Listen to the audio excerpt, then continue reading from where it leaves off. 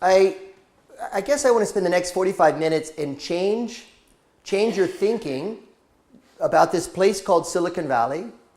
I want to change your thinking about how large companies do innovation, and I want to change your thinking about how they respond to disruption, how they respond to new entrants coming into the market space, your market space. You're like, how do I think about this? So these are the topics that we're going to be speaking about in the next 45 minutes.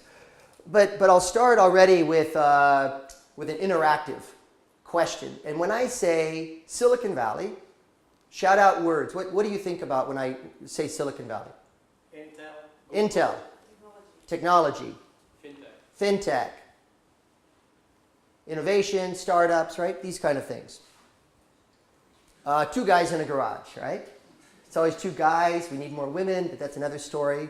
That's HP, Apple, and Google.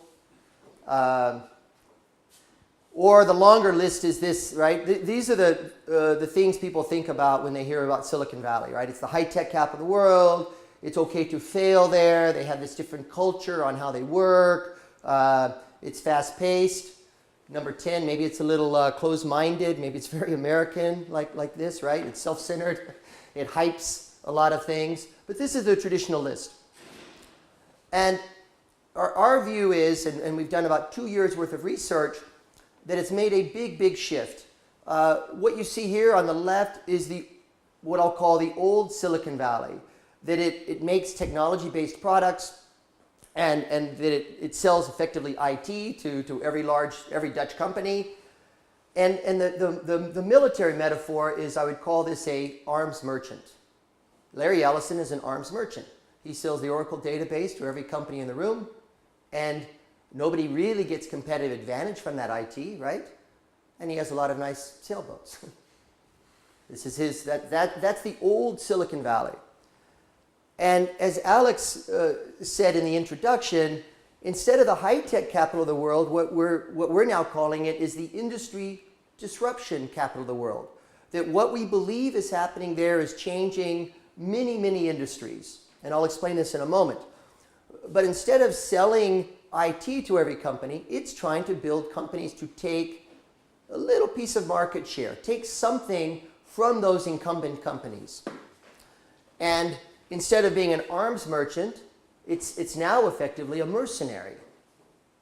And what does a mercenary do? A mercenary builds a professional army, hires the best army it can, equips them with the best tools and the best training, and then it puts them on the battlefield and says, take land.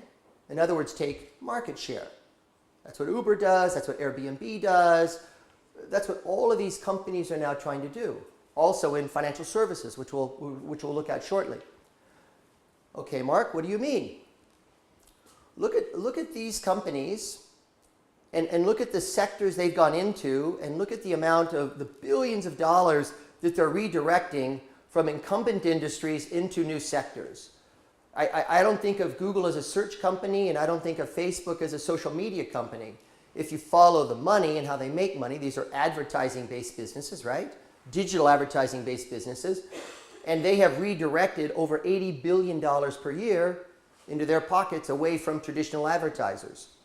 45. Apple and Google, look what they have done in the mobile handset space, much to the chagrin of the likes of Nokia, RIM, and Motorola. Also Apple and Pandora, what they've done in music and digital goods. So these are several examples.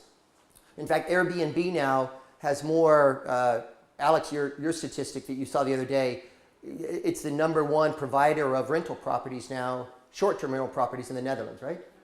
Where I stayed 2 different places this week while I've been here, not in hotels. And so one way to think about it is, you're the CEO of a large company. Think of your bosses in your companies, and this is your worst nightmare. This is your worst reality. Is somebody comes into your sector and they reimagine how your business is going to get done. And what you think are your strengths actually become your weaknesses. And they provide a better service, but they're very targeted. They may target your most profitable customers, leaving you with unprofitable customers. And these are the types of moves that we're seeing from so-called disruptors.